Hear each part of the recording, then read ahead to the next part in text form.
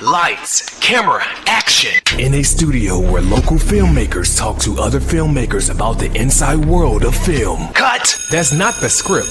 It. We'll fix it in post. Do you wonder how films are produced and what really goes on behind the scenes? Well, stand by. Filmmakers Kevin Mumphrey, Victoria V.A. Jones, and Carson Hype Ferguson explain all the details. Right here on It, We Will Fix It in Post podcast.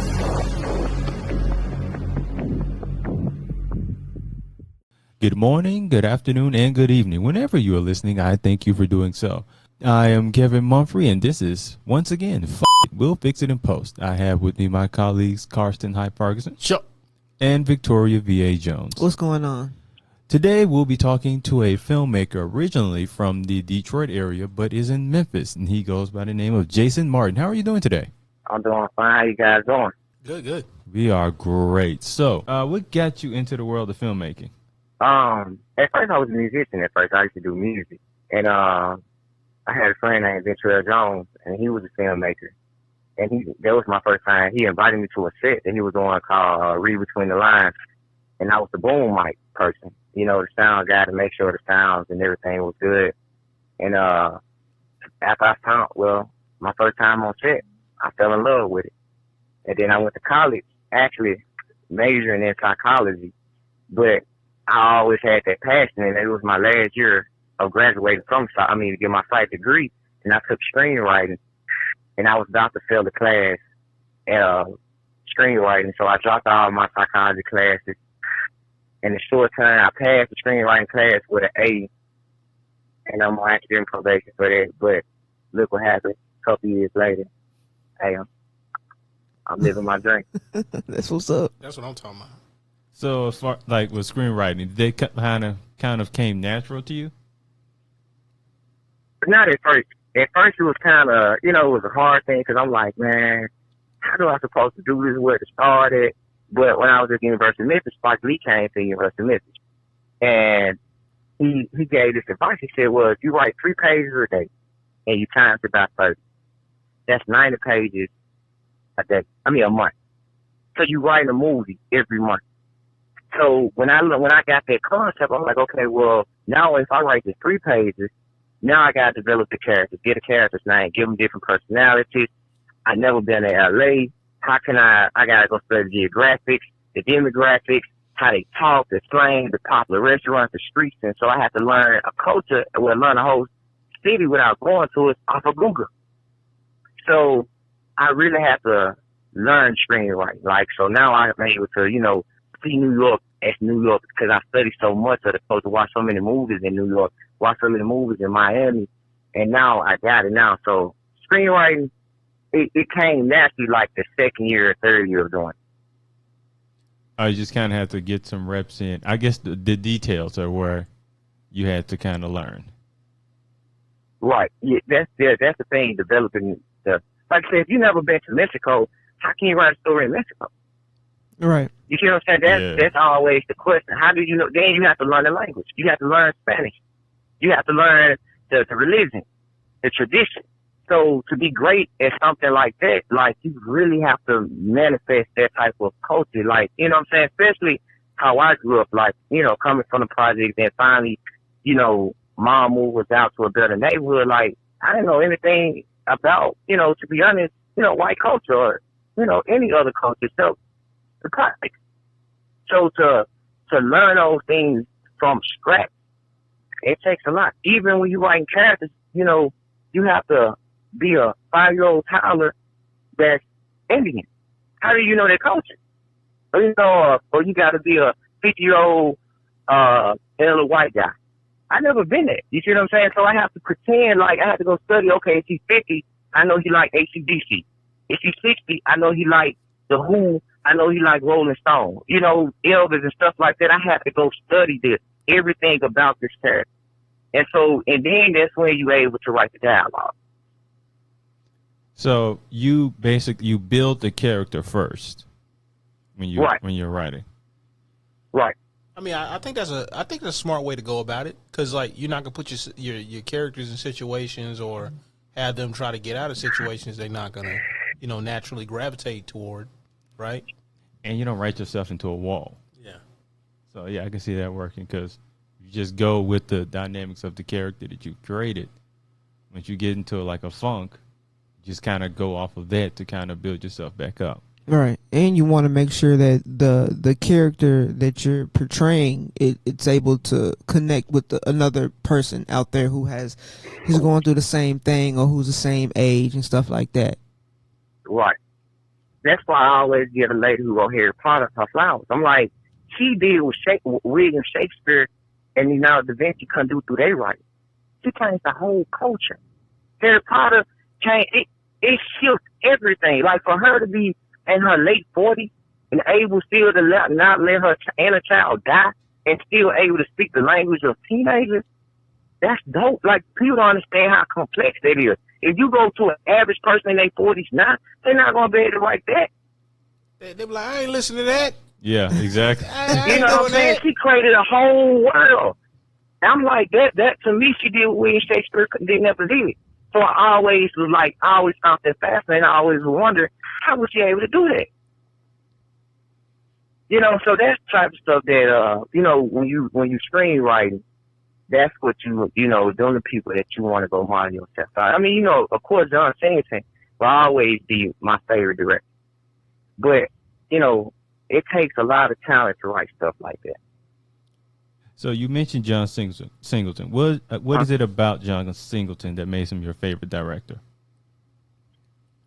I mean, he'll shoot the same type, exact style of movies. You know what I'm saying? I like the Baby the Boy, Poetic Justice. And I loved how he, you know, tied rap artists and R&B singers into his movies. That's something that I want to do. And, you know, he gave different perspectives, even in higher learning, just different perspectives of the black male experience and the black woman experience. So, and he was black culture. You know, even though he got, you know, crucified for a lot of stuff that he wrote, but his eye is everything that I admire to be. So you're trying to, I guess, like paint, I guess, your own picture of black American culture with your films. Right, in my own way of doing it. Except I don't want to just focus on the you know, the negative light or just the projects in the hood. Like, I want to bring in like the DEA. That's something John Singleton really didn't do. Like, they bring in the DEA, hostage situations,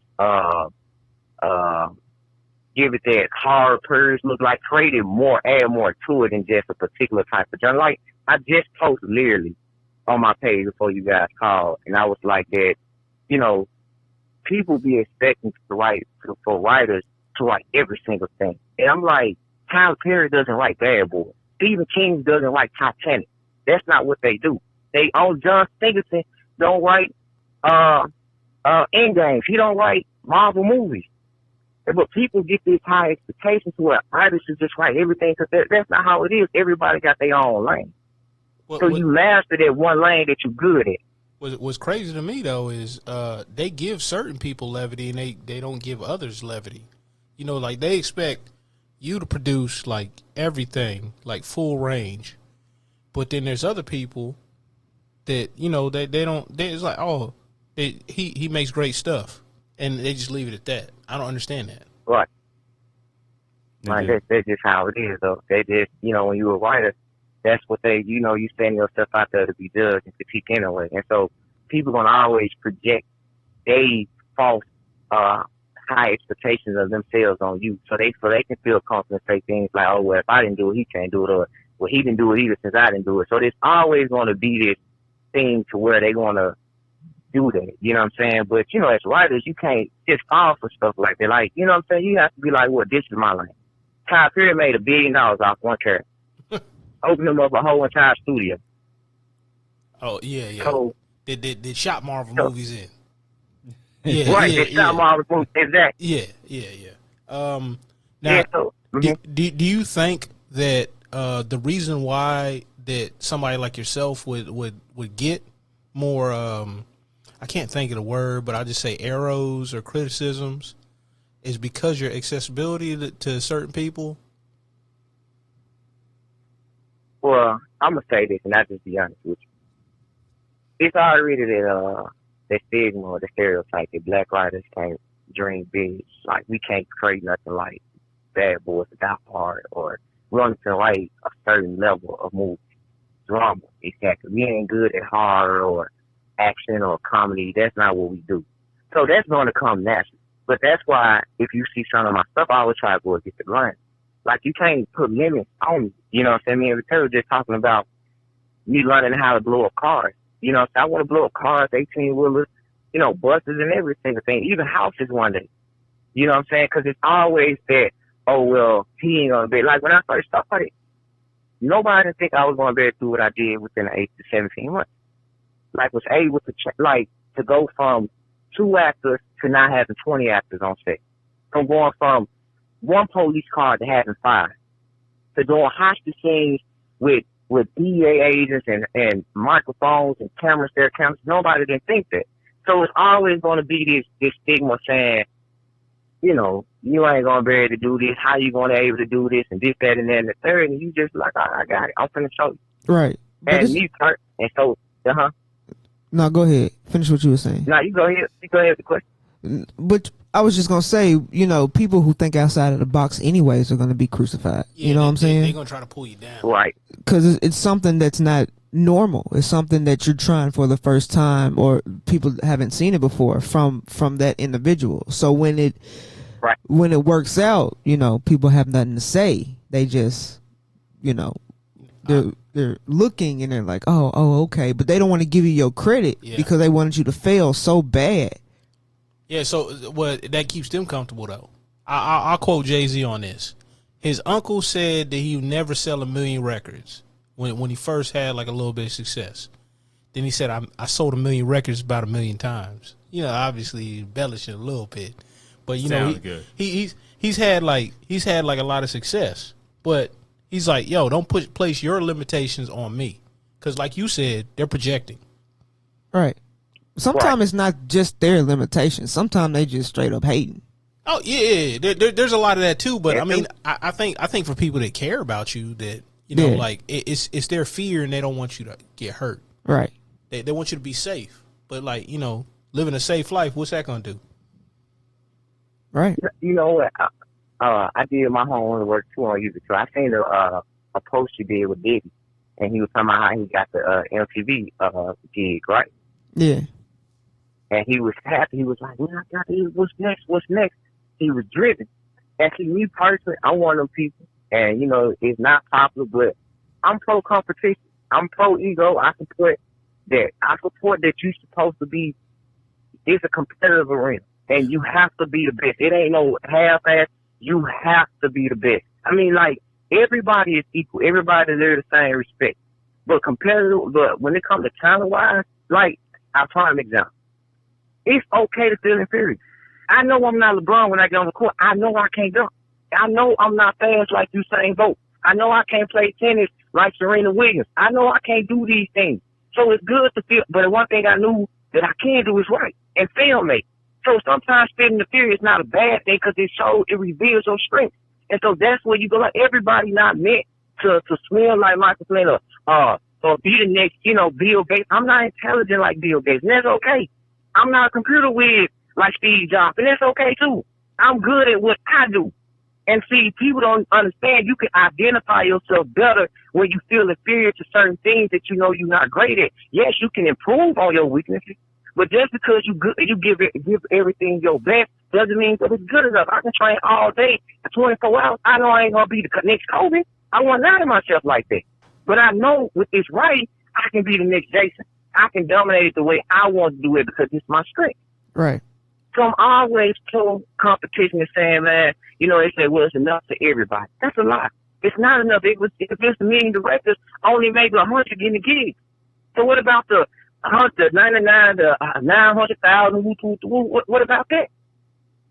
So that goes against the reality of life. So you have to be the one to say, well, you have to have higher standards and morals when it comes to your creativity and to what you do.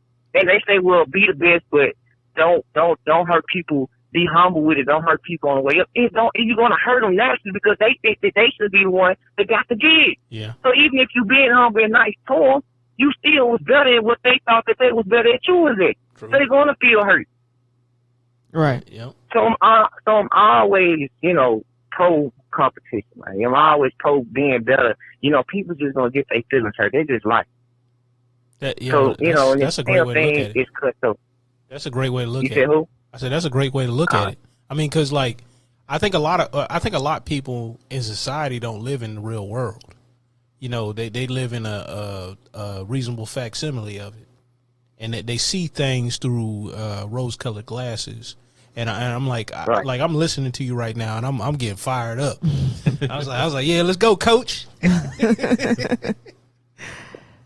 So how would you like how do I want to say this? How do you kind of navigate with your competitive and driven spirit with others who, like I said, as you go up, others kind of realize maybe they can't write as well as you. They may be a bit kind of tension towards you at all. Have you seen any of that? Oh yeah, I get that. That's gonna naturally happen. You know what I'm saying? It's like I said, it's just when you better. It's just like what's the gymnastic the girl she's going Simone? through a lot of it right now. Simone? She's the prime example of it. They Simone. can't beat her. Her greatness, is hindering her. I mean, her greatness is hindering her greatness, basically. Like, she's so dominant. And this is the reality. When they say, oh, everybody is equal, ain't nobody better than nobody, that's when it comes to a lie. Because nobody can beat her. So she's better than everybody. And see what it is? People going to feel like that. That's just reality. You got to, if you want to beat her, get better and beat her. That's just what it is. You can't just sit there and dock her and make it a level playing field. We'll say, well, okay, now out this 100, she the only one. So to make this even, be 99 else people, so they don't feel like they feelings being hurt or they feel like they feel lesser. We just want to make the doc everything she doing magnificent and great and just give them the same grade and so. That's unfair. So that's going to happen regardless. So, you know, I just would be honest with you. I tell anybody, I don't like to be around weak spirits. My energy ain't built for that. I don't need to be drained. I don't like to be so, no. This whole Memphis, the film industry is boundless. We can do whatever we want to do.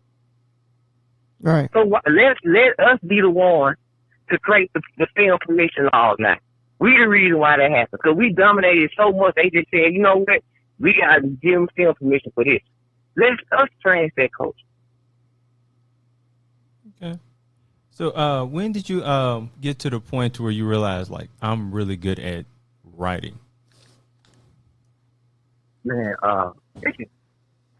it took me 6 years to master screenwriting. I just got my screenplays back from a writer. And I've been working on these 4 screenplays, these feature lengths, for about 5 years.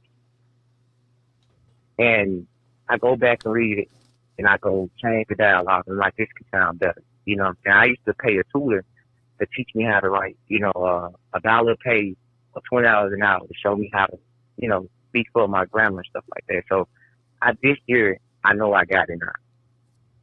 But it's a process. I tell anybody that it's a process. Don't think, you know, it happens overnight. Because a lot of people get this thing where they feel like they're entitled to greatness. Or they're entitled to this because they feel like, well, you know, and it's not like that. You got to go through that process. Right.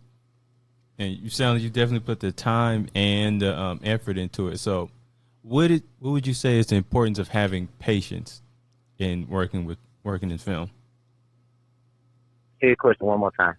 What would you say? Why is it important to have patience? Man, you can learn things. You know, it's not about the race. It's about the pace of the race. It goes back into like the turtle and the rabbit race. The turtle won at the end. You know, Albert Einstein said, "Slow progress is better than no progress." It's still going to get done, and you need to learn each step. You need to learn these things because at the end of the day, as a writer, as a filmmaker, yes, I idolize Tyler Perry, but Tyler Perry don't love me that much that he's going to give me his position and power. I'm going to always be a competition, a competitor towards him. He's going to always feel like I'm a threat because you coming up to an arena where they like, hold up, who is this new guy? So you need to be on your Q's and your P's because you up against some real heavy hitters, the guys that shot, you know, Batman and all these writers and all, like, you really finna step into an arena where they're going to judge you at the highest level. And it's not going to be this thing where they think that everybody can have it. So you got to be patient. Learn the art. Master the art. You know, they say a phrase that a man of many talents, but not a master at one. You got to master something. And that's why you need to be very patient with it. Now, does you being the time that you took into screenwriting with it and patience you've had, is that kind of what gives you the confidence, or you just always had it when it came to writing? I know they gave me the confidence. So I was scared at first. I was nervous, bro. Like, when you come into something you don't know anything about, like I ain't got no film background. I ain't go to college, school, anything for this. So I'm coming in this learning as I'm going, even with directing. So I'm going to be nervous, but it's like you got to just go with it and just we talk about depression and anxiety a lot, and we do deal with those things. But I'm one of them people to where, and I don't want to offend anybody, nothing like that, but I'm one of them people that even when I'm going through depression, I try to fight through it mentally. Because, a cancer patient once told me, they was like, man, don't remind me that I got cancer. I know I got it. I'm not going to tell myself I got it. I'm going to go to leukemia and radiation treatment to beat it. I don't want to constantly be reminded and speaking it subliminal on my life that I got cancer. I want to beat it. You know what I'm saying? So when I'm going through depression, I don't tell myself I'm going through this every day because I'm subliminally telling myself I'm depressed and I'm sad. And so I'm like, I got to fight through this on a mental level. And so, that's something that I'm always, built the confidence to say, even when I'm depressed, I got to keep going. You know what I'm saying? Yeah. Now, when you get from writing to being behind the camera? This year. Oh, no. 2019. One day introduced me to direct. And he was like, you should direct. And yeah, 2019. So how was that process for you when you first directed your first project? Meaning like the feeling, or the feeling. How was the shoot? What was going through your head? Hey, the anticipation of anxiety. I was nervous. Like I was just scared. I'm like, man, what if the actors don't show up? What if it rain? What if the people that told me I could get it don't change their mind on the day of the set, and I'm being embarrassed in front of everybody. It's my first gig, and this, that, and that, and the third, and and then when I saw it firsthand, how one day showed me how to do it, it just at the end of the day, I gained a little confidence after that. So with having, like I say, you mentioned the nervousness and all the anxiety and the thoughts you were having. So how do you kind of go through that? Because when you're the director, you can't show that you're nervous because everyone's looking to you. So how do you kind of keep your composure while having all these thoughts of things that could go wrong, might go wrong in your head? I mean, I keep thinking positive.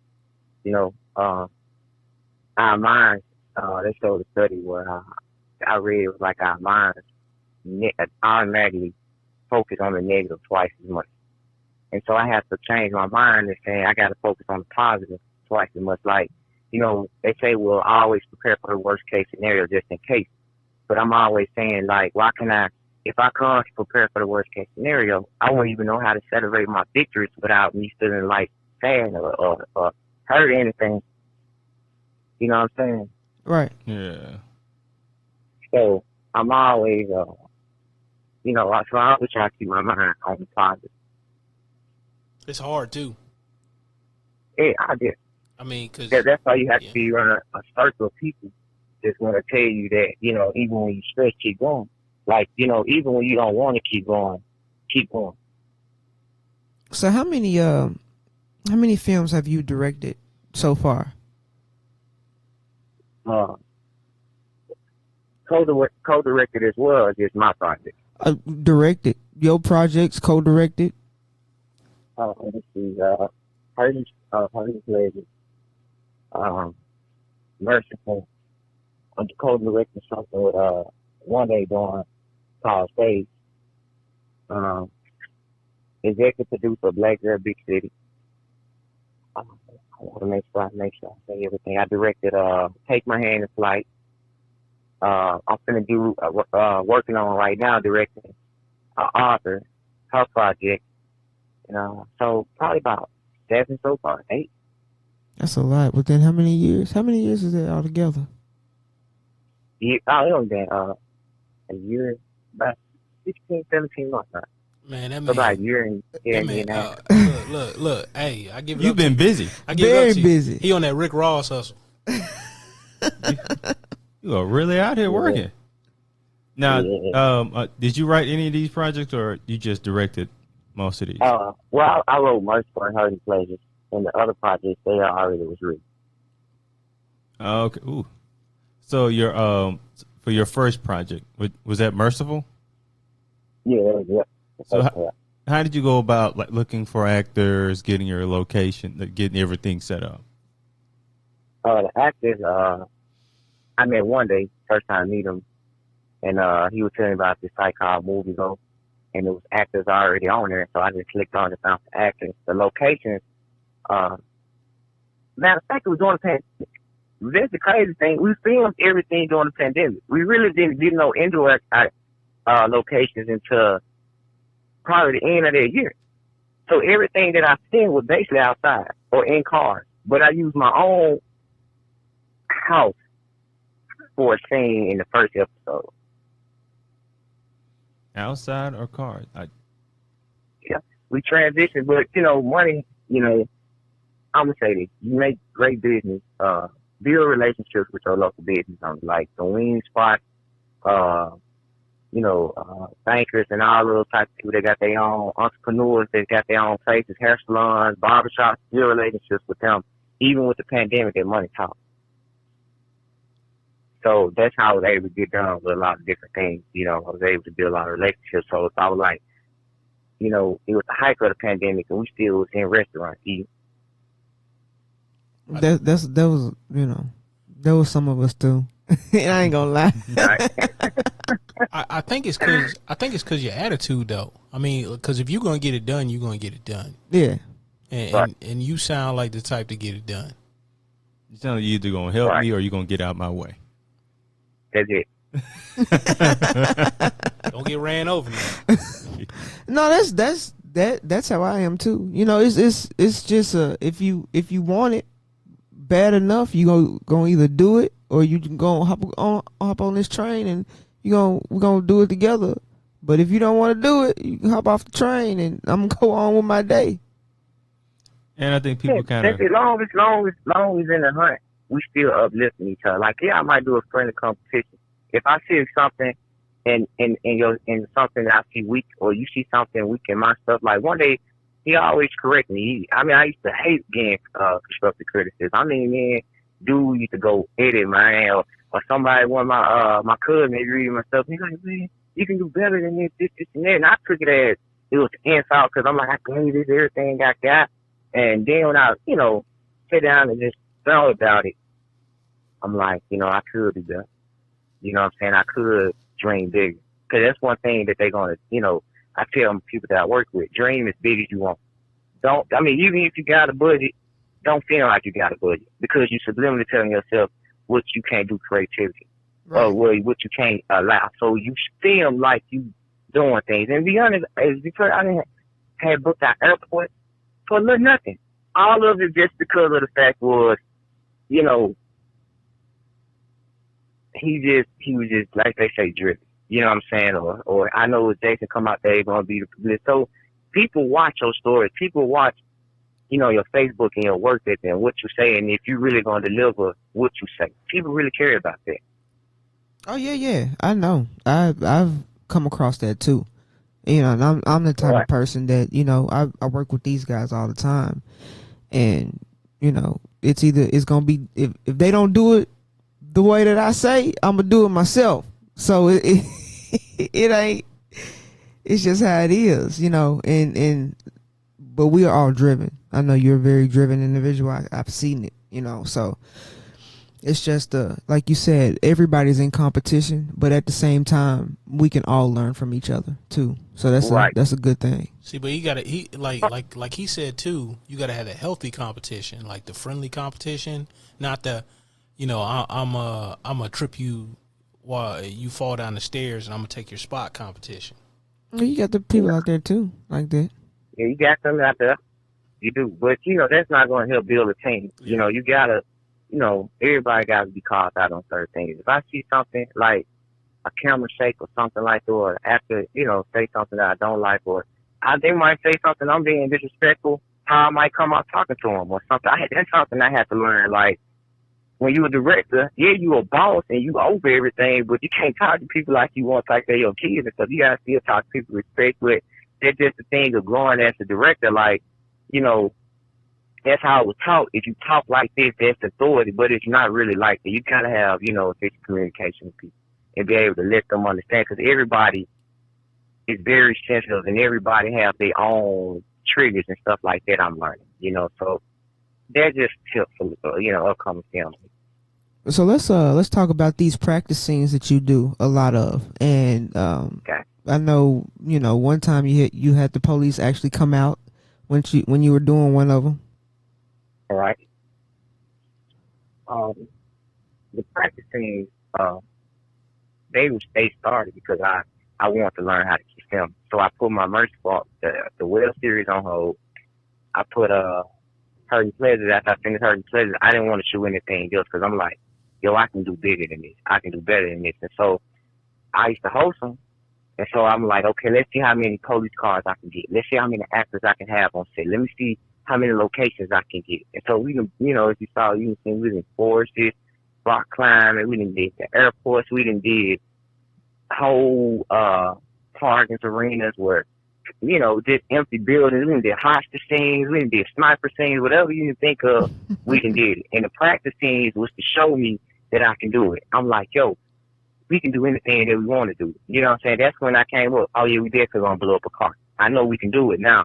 So it was building up my own courage. And, you know, having camera people out there, photographers being better on their own shots, meeting costume designers. It was a networking thing, and everybody could improve their skill. Like, most of the actors didn't know how to improv, but the practice scene taught them how to improv. Majority of the actors didn't get gigs. Now majority of the actors got gigs from the practice scene. So it was more of me learning and mastering my craft of directing. And yeah, the police came, a guy came out and just started shooting at ducks. Came outside, true story. We was about this lake out on Hickory Hill. He came out, started shooting at ducks, shooting in the air. Police precinct came. They pulled up on us. They came in, seen all the guns on the car. It was like probably like 22 guns, choppers, AKs, and everything, but they was pop guns, grenades and stuff. And they told me like, you're like, what the hell going on here? Yeah, it was, because I was nervous at first. What's crazy was the guy pulled up. He didn't see the people behind me, so he on the thing. He like, yo, we got the subject in front of me.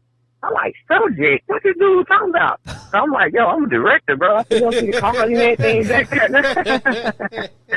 I'm like, this is not finna go. I'm not finna go on the t-shirt, man. They not finna do this. So I'm like, so the actors come in, and he see all the actors and everything, and they pulled up. They head, the chief pulled me, well, not the chief, but they captain pulled up, and we talked, and they put me in the base, and like, well, Mr. Martin, you know, you moving these many people, you need to have, you know, tags around their necks and let us know so we can, you know, pull up so we can get a location if anything go left.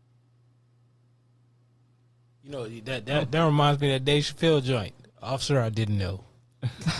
Nah, man. I'm like, man, I didn't know, man. And it's crazy. It was my last practice scene I was hosting this year. It was my 10th one. And it was a 3 day, it was 3 scenes back to back. And it was 24 actors came out of 35. I had photographers, costume design. Everybody came out, and man, dude just came out and just messed it up. And I'm like, that. You said like the police captain came out too? Yeah, the guy that's over there, I guess over there, the precinct. He came over and he was like, come here. And he came back and got my information and everything. And he was like, well, this is what you have to do from now on if you want to move the crowd that big. I'm like, all right. Hey, that's really cool, man. He was respectful. He was respectful like that. And also, yeah, because they could have just canceled the whole thing. Right. So it could have, in some odd way, because I guess they kind of know who you are now. I guess, yeah. But I really don't like that. I really like moving low key under the radar like that, because I'm able to create really, really like I want to in the dog without people interfering with it. But, you know, Memphis, they going to get the shoot. Yeah. Yeah. Yeah. Well, that precinct knows who you are now. And that's a good thing Yeah. too. You know what I'm saying? Because next time you do something big, even if they know about it, you know what I'm saying, they could probably come out and help you out. Right. I mean, like, even if I want to do like a gas station hockey thing, they told me they'd be able to block off the intersection of that so nobody can come in and mess it up. Like, I didn't know you can do that. But you can actually pay the police. Well, they issue you a back ticket. And you don't have to pay up front, but you can just pay on it. So, like, I think he said like $600, and they'll block off the intersection for about how much, for like that hour. And you can actually shoot a hockey scene from a gas station.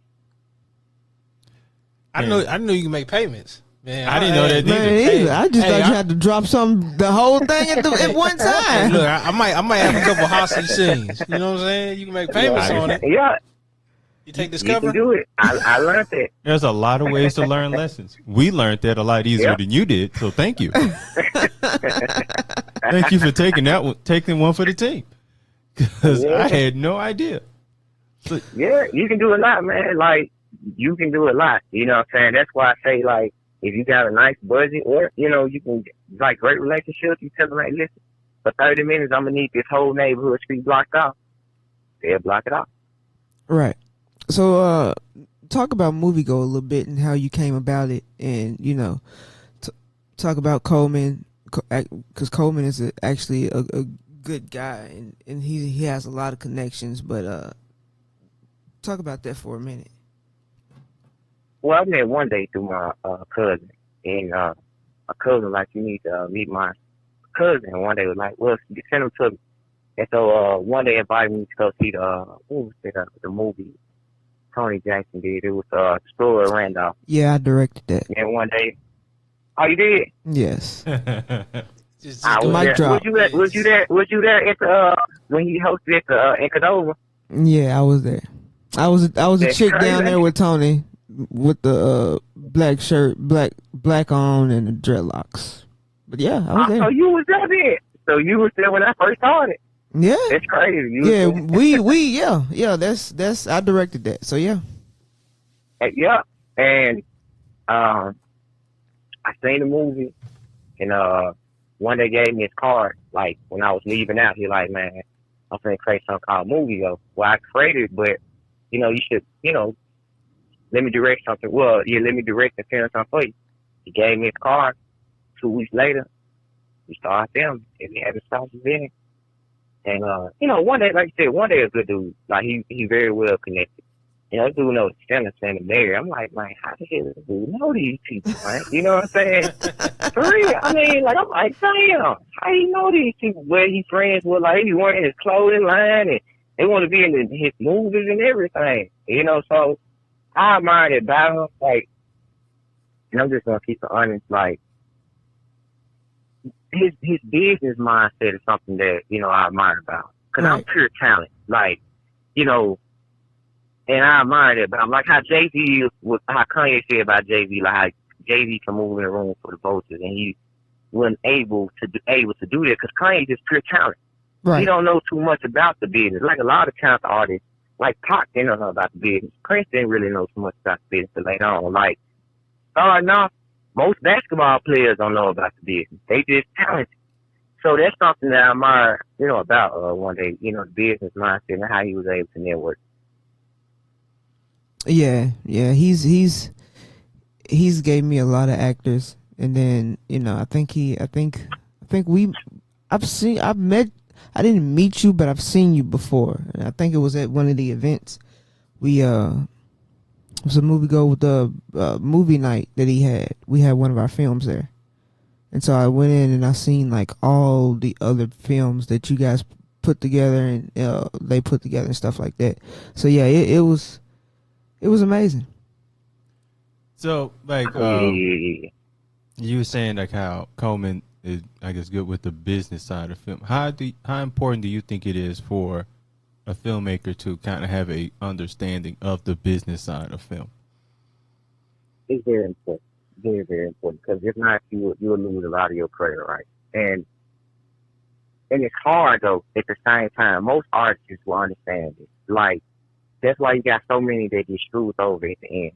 The greats, because that's why James Brown would dance till died and Michael has to keep going. And it's because, man, like, when you want to be great at something, you don't have time really for nothing else. Not even your own social life. That's why they got accountants. Like Floyd Mayweather, prime example. He can't read. Allegedly can't read, right? But he's one of the successful entertainers that was out there. He seen his main focus was boxing. He knew he couldn't be, you know, a great parent, a great boyfriend, a great best friend, a great businessman. You can't do everything at one time. You know, psychologists talk about the different roles that we have every day. Like, I'm a son, I'm a boyfriend, I'm a brother, I'm a working man, I'm a writer, I'm a director. We got so many roles, and we have to level the roles down to about 10 to 12 to, you know, something small so we can identify with. But we can't be all these different things. And so you got to, and most credits, that's why they get messed over. Well, the greats, because they only focus on being the greatest entertainer. And there's so much commitment to that. So you don't have, that's why a lot of the lawyers be stealing for so many of the great entertainers, because they don't focus on it. You know what I'm saying? So it's very important. I'm just going to say that. But that's the sacrifice that comes with it, though. You can't do everything. You know what I'm saying? You can go through a line of them from Selena, when she got robbed out, you know, the situation with her accounting partner, you know, Michael Jackson just got his publishing back. You can go to Prince, wrote Slave on his face. Like, it's hard, man. Real hard. Rihanna. It's hard to just go through all that. Rihanna. Yeah. The list goes on. The list goes on. Lil Wayne, when he just sold his published to, I think, Universal or whatever, you know. So, if you're great at something, I'm telling you not. You failing in so many other departments in life. That's just what it is. See, that's you're not going to be the great dad. You feel? I was going to say that's where the relationships come in, like you were saying. You got to surround yourself with certain people, right?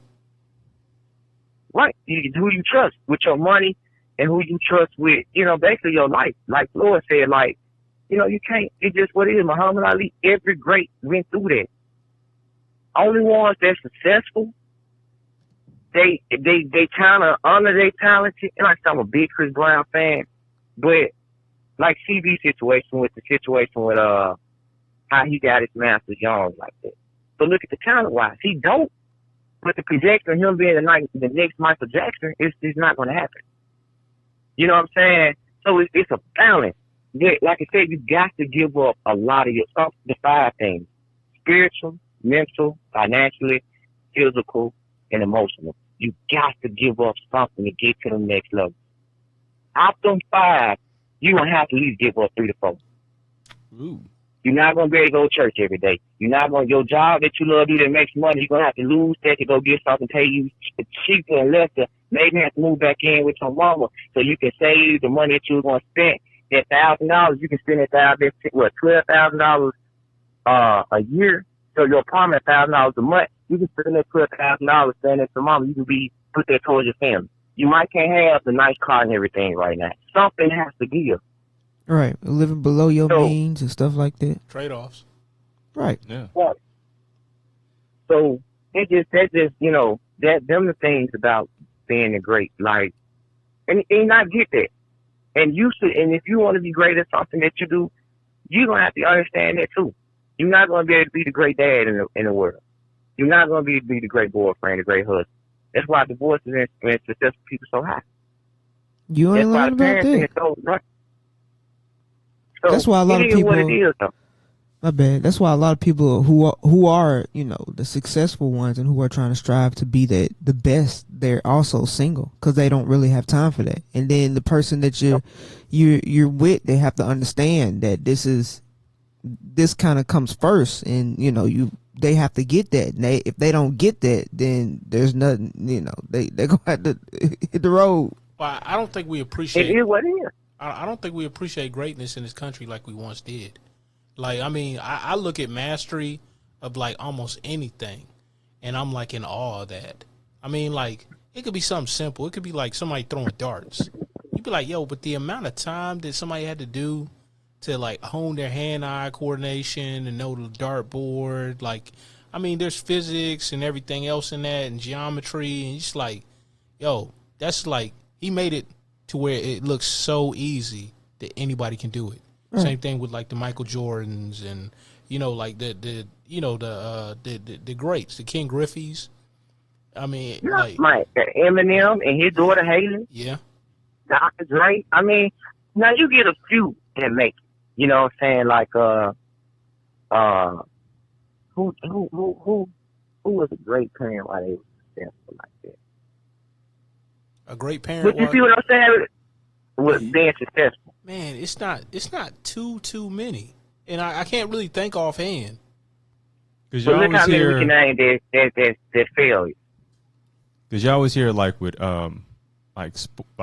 athletes when there's a retirement speech, they're always like apologizing to their kids or whatever, to their kids and their wife because they wasn't there.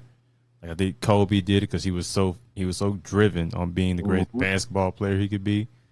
I think you said Michael was the same way. I think John Elway was as well. Yep. Troy Aikman.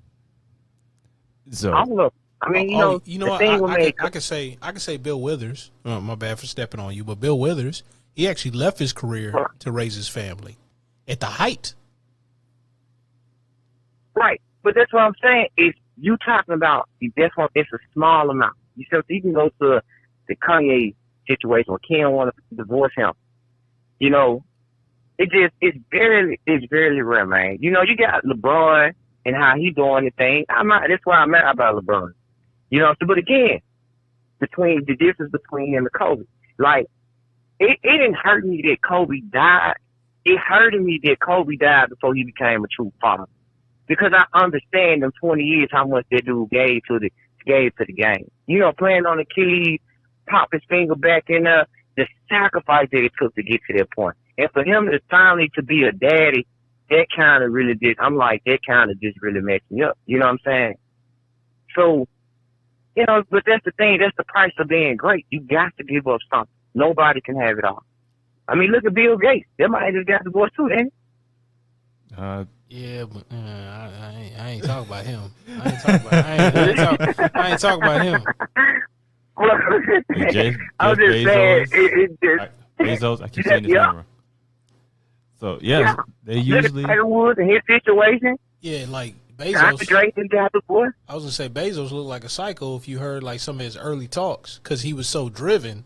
It sounds weird if you're not in that mindset.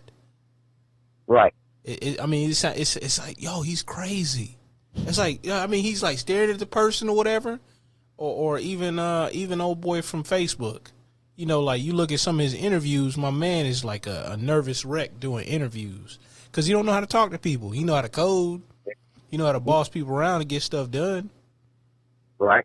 He knows that world, and he's so driven in that world of coding and Facebook. He was so driven into that he had practically no social skills. Right. I mean, you could see that even when he was talking to Congress. Like, this dude, this is the worst place if you can't talk. But he's better. He's so much better now than compared. Yeah, because he had to be. Yeah, he had to get better. Because you are the one at the top now. Right. It's like you can't just be in the background now. It's like you are it. Right. And gotta live up to it, I guess. So what's next for you? What you got that's coming out, or what you got lined up for yourself? I'm finna finish up Merciful Six. I'm finna do another short film after Merciful Six.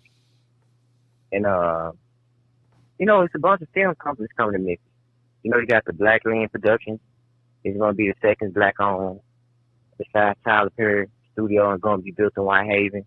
Then you got the MP3 studios right here on Winchester, and probably do some partnerships with them guys on some projects. So, all right. So let's talk about this award show that's coming up next month, and how do you feel about being nominated for the Movie Go Award? Oh, I feel great when it comes to nominations, man. I feel nominations. You know what I'm saying? But I always be like, I expect them, like, but the ones that I'm very thankful for everything that I do.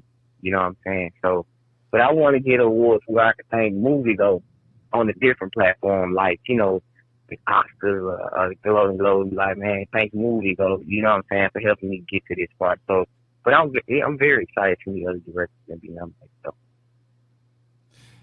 So, I don't know if we even got into this part now, but heard that you want to blow up a car. Right. Yeah, where you been? Yeah, I'm everywhere. Hey, he said it a bunch of times. Yeah. I thought, like, So, he said it the first time. Yeah. So why is it that you want to blow up a car? Man, I don't, cause it just seemed interesting to do it. And then it looked cool doing it on any level and just join it. And we ain't have to have a big production deal to do it. We did it by ourselves off our own budget. So what was because, I mean, when you think of blowing up a car, you obviously think of big productions or I think like Breaking Bad or just movies like that. So what is the process of blowing up a car for a film? I'm still learning everything, but I know you gotta take out the seats, take out the steering wheel, take out the carpet and everything like that, and even remove the stuff off the side of the doors. And they got this liquid bag of, I guess they got the gas and nitrogen and whatever, and you put it around the car, and then boom, it blow up. Wait, so why you gotta take off the steering wheel? Well, the steering wheel is controlled explosive anyway, because it's got like impact and all that stuff. Oh. Plus, all the stuff's probably gonna be shrapnel if it gets vaporized. Okay, Mm-hmm. okay. And okay. I'm like, steering wheel. I didn't realize this much work you had to be into blowing up a car. There's like a lot of regulation in airbags. I mean, a ton of regulation in airbags, because I guess it released some chemical too, right? Yeah. Yeah, so, I mean, I don't know how I know this. What you ain't done, there with the guys who were telling you, gotta take the gas, the airbag and everything, and take everything out. Oof. Never thought about it. Yeah. Extra stuff. And I think it's like a 3-hour gig, because you gotta remove, because, when you driving, everything is cut. So you driving and it's cut, then all of a sudden the person probably be cut outside closing up the trunk, then close the person in the trunk, then cut to where they got they're losing this person in the trunk, but the person ain't in the trunk, then the person might be pouring gasoline on the car, smoking a cigarette, and just walking off from like a 15 feet view and just throwing a cigarette. Then, the time of thing, you just light it up. I wish you had more time. Oh man, the Denzel scene, I love that. But he had homeboy like butt naked on the car. Yeah. Plastic explosives. I don't know if you're at that point yet. Having a butt naked dude in the car and just having somebody walk off. Oh, which movie was? Man on Fire. That was exactly just like that. Exactly just like that, basically. That was a great movie. Oh my goodness, man! I can't tell you how many times I watched that movie. Like some scenes of it, the whole thing, man, beautiful movie. So it's just like someone got the bazooka and they shoot the bazooka and then they hit the car. It's a cut.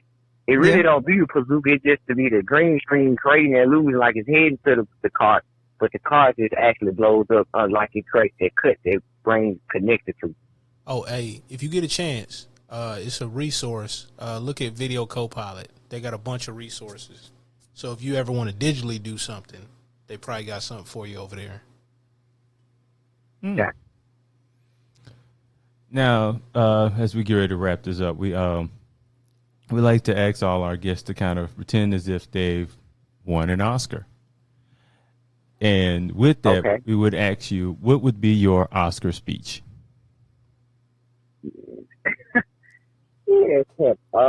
Dream big now. I'm gonna say that first I'd like to thank God.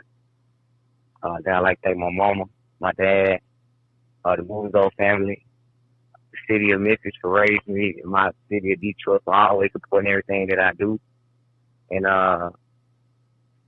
everybody who believed in me. I love you guys. gonna wrap this up with my co-host, Karsten Hype Ferguson. What up? And Victoria V.A. Jones. Now we got it. There we go. This is It Will Fix It in Post, and that is a wrap. Yeah.